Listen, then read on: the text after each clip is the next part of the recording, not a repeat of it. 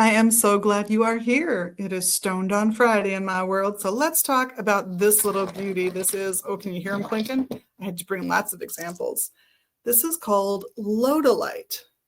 So you can see it can be something that can be white or fairly clear or fairly solid and still be Lodolite.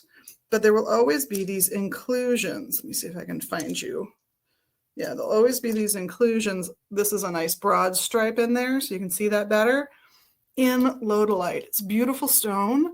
And most often I see it associated with reaching your higher self, help with meditation so that you can focus and breathe and truly get to that brainwave state that meditation can help us to achieve, that is so healthy for us, at least a little every day.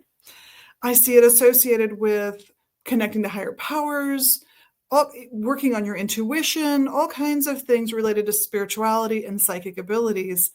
But where I think Lodolite truly shines, and is maybe where many people need to start their journey with Lodolite, is emotional blockages.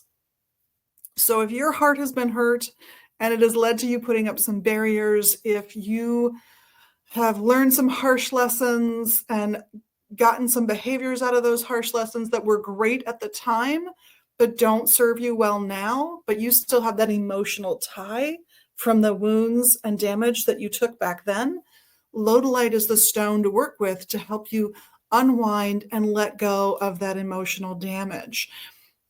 If that emotional damage is still there, it can be really hard to meditate or connect to a higher self or a higher power of some kind. So if you're going to work with Lodolite, maybe grab a journal, do some writing about anything that bothers you, do some talking. If you prefer talking to I'm not a journaler, I'll admit this. I would rather talk out my things, so I will record myself if I want a record. But however you work out emotional issues, do that. Go for it if you're working with Lodolite. If you suddenly find yourself, after you begin a journey with Lodolite, thinking about something from your past, know that Lodolite is helping you to unburden yourself of some of the leftover emotions from that and repositioning you to be able to take healthier steps going forward in your life and behaving in ways that are more adaptive to your current situation rather than a damaging situation from the past. If you are carrying lots of baggage just from a bad romance, Lodolite is a great helper to you. If you had a horrible childhood, Lodolite, really important for you. If you got into some form of substance abuse or other forms of self-abuse because you had big issues that were scary and hard to deal with, Lodolite can help you unravel those issues at a healthier pace in a position of safety. So grab that Lodolite if you want to reach your higher powers and your higher self and be the best person you can be, but be prepared to maybe work through some old issues with Lodolite if you've got any lingering issues. And a lot of us do. It's pretty easy to acquire them over the years. But even if you don't think that's you, if you find yourself working with Lodolite and just needing to do something physical, follow that impulse as quickly as you can, because you're working through some things on a physical level then that you need to address before you can move forward in your life as successfully as possible.